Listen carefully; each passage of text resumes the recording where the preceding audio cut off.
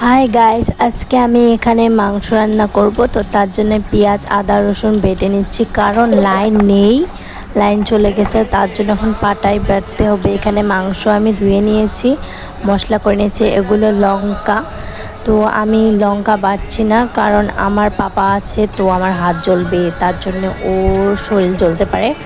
তখন আমি ওটা কেটেই দিচ্ছি। আর কড়াইয়ে তেল দিচ্ছি, জিরা দিলাম, কারণ পেঁয়াজ বেটে নিচ্ছে আর পেঁয়াজ আমি ভাজবো না।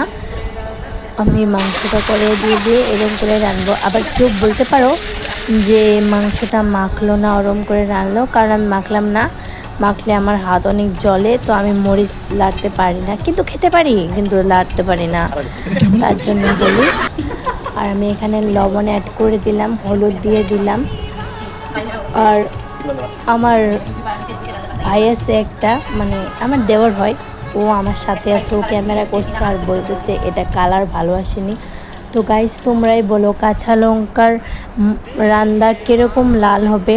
তারপরে আমি কি করলাম, মরিচের গুঁড়ো দিয়ে দিছি ওখানে। তো এখন কালারটা একটু এসেছে, সে আবার বলছে এটা বলে লাল হয়নি, আজকে স্বাদ হবে না, এরকম করে বলেছে। পরে আবার এক প্যাকেট দোকান থেকে এনে ওখানে ও দিয়ে দিয়েছি। তারপরে অনেক ঝাল হয়েছে ওর, আর কি বলবো।